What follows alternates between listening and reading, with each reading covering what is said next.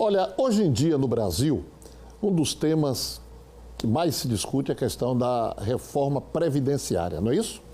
Questão de aposentadoria e tal. E aí, muita gente que nunca pensou em se aposentar começa a se perguntar: e aí, eu vou me aposentar? Será que eu me aposentarei? Do que eu viverei quando não aguentar mais trabalhar? Pelo menos, se a pessoa não pensa assim, não tem essas perguntas na cabeça, deveria ter, né? A questão da maioria na cabeça da maioria dos brasileiros, o que é que passa por eles? Diante das incertezas da reforma da Previdência, como já falei, nunca no nosso país se pensou tanto sobre o futuro financeiro. E aí, os especialistas em finanças alertam: independentemente das mudanças na Previdência Social, as pessoas precisam se programar e investir para poderem ter mais tranquilidade financeira quando pararem de trabalhar.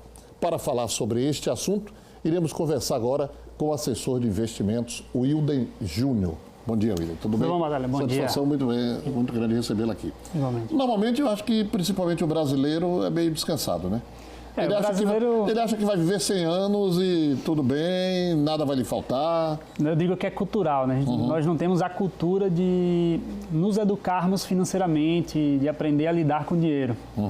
Crescemos querendo estudar para bons empregos, para conquistar os nossos objetivos, para ganhar dinheiro. Para gastar, mas a gente não se preocupa em entender um pouco de administração financeira para saber tomar, eu digo assim, boas decisões financeiras que acabam fazendo muita diferença ao longo da vida. Muito bem. E aí, vamos, como diz o outro, começar do princípio, certo? Vamos supor que a pessoa começa a trabalhar com 18 anos de idade. É o seu primeiro emprego. Já a esta altura, ele já deve pensar, por exemplo... Com certeza. Tirar um pouquinho, botar na poupança. Poupança hoje não rende mais nada. Poupança não seria o melhor local, mas em si criar o hábito de fazer essa poupança, não necessariamente na poupança. Por quê? Quanto mais novo, melhor. Você tem o tempo a seu favor, você não precisa separar uma quantidade muito grande do seu capital mês a mês, porque você tem um fator que acaba sendo o principal, que é o tempo.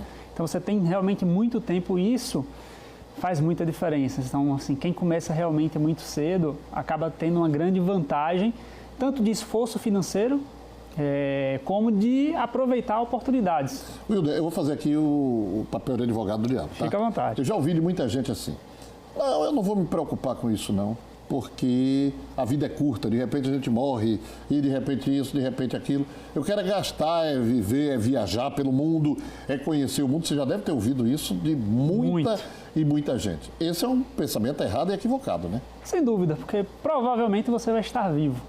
Hoje existe um dado de IBGE que aproximadamente 1% dos aposentados conseguem manter seu padrão de vida após se aposentar.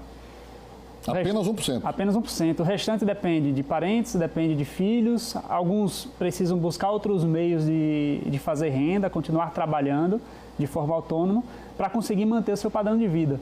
Então, e a gente vê que são pessoas que simplesmente não se preocuparam com isso no seu início de vida, acreditaram simplesmente que a Seguridade Social ia ser o suficiente na hora da aposentadoria e que não é.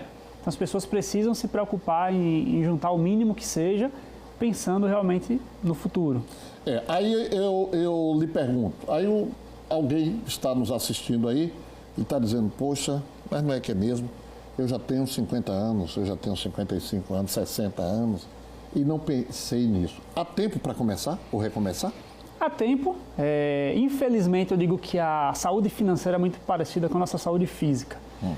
Obviamente, a depender do grau da sua estrutura financeira, obviamente algumas coisas não serão possíveis de ser feitas. Então a gente vai buscar fazer um diagnóstico. A menos que ganhe na Mega Sena, a menos que ganhe na loteria e realmente está feito.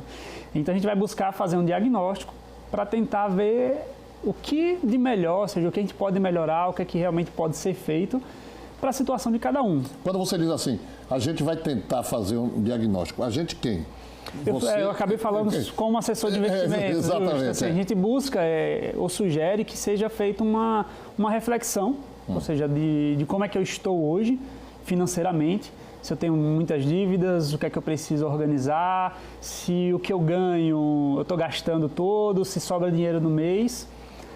Por mais, a depender da idade, por mais que eu tenha 50, 55 anos, se a gente for levar uma expectativa de vida, você criar uma reserva no mínimo para urgência, para casos que, eu digo assim, não vai estar previsto no seu orçamento, acaba sendo interessante. Talvez você não consiga construir algo para te ajudar na aposentadoria, até porque vai estar muito próximo, mas você já consegue criar uma emergência para realmente alguma urgência de saúde, alguma viagem que você queira fazer, algo até planejado. Você disse uma coisa certa.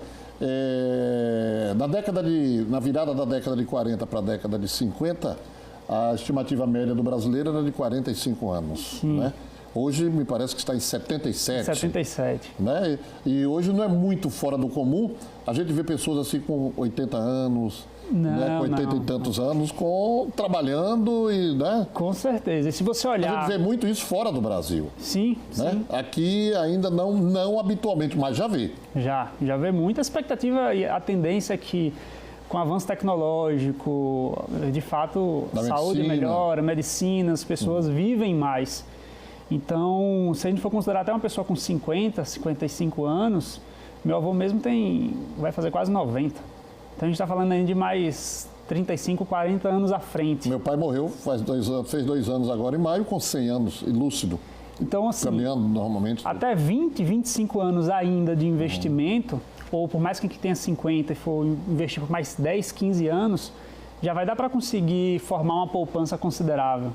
Para realmente, na hora da aposentadoria, você ter uma reserva para ir tirando, para complementar. Poupança, o fato de poupar. Falar, mas não é não a poupança é investimento, mas muito o fato de poupar. A gente fala já sobre isso porque o repórter Leonardo Barreto foi às ruas conversar com a população sobre o assunto. Acompanhe. Organizar a vida financeira é uma das maiores preocupações do brasileiro. Mas será que a gente está fazendo a organização da forma correta? Vamos saber o que é que a galera anda fazendo com a situação financeira em casa. A gente vai se organizando e a gente vai saber qual é o dia que nós vamos se aposentar. Eu não sei. Eu queria saber a idade que nós vamos se aposentar e o tempo. A gente contribui, mas a gente, com esse novo governo, a gente não está sabendo mais não. Paga e aguarda. Sem organização, a pessoa fica com vários problemas, né? Chega na hora, fica com aquele... sobe tudo para a cabeça. Tem um planejamento, sempre tem que ter uma reserva, né? Porque se não tiver essa reserva, caso uma criança fique doente, como é que vai ter dinheiro para comprar remédio, outras coisas? Eu sou formado em contabilidade, mas eu não faço isso. Infelizmente, a vida é assim mesmo, né? Pelo visto, tem muita gente precisando se educar financeiramente. Segue com você, Batalha. Aguardo as explicações e a galera por aqui também. Bom, voltando aqui com o Wilden Júnior, me diz uma coisa. Por exemplo, a gente está falando muito questão de idade, questão de poupança, questão disso e aquilo. Aí a poupança hoje não é o melhor caminho. Não. Aí qual seria, então, o melhor caminho? Se a pessoa consegue guardar, vamos supor, R$1.000 por mês, perfeito, o que é que ele pode fazer? O primeiro ponto, eu digo que sempre tem que se investir em um pouco de conhecimento. Por quê? Hoje as pessoas investem de uma maneira muito tradicional por falta de informação. Ou seja, o medo barra elas.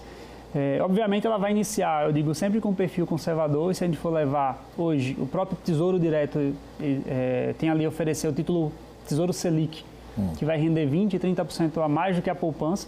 Então, para quem não sabe o que fazer e só conhece a poupança, já seria uma alternativa. Selic? Sim, o Tesouro Selic. Que rende quanto mensalmente? Hoje vai fazendo a pergunta que o telespectador está fazendo. Perfeito. Hoje, se a gente for comparar a poupança, a gente está com 0,32, 0,33, o Tesouro Selic vai estar rendendo 0,45, 0,47.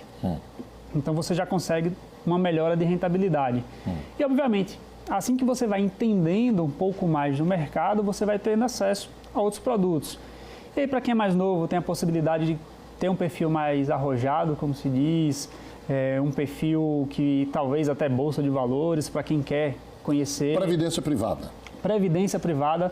Eu digo que nos últimos 3 anos a previdência privada ela mudou da água para o vinho.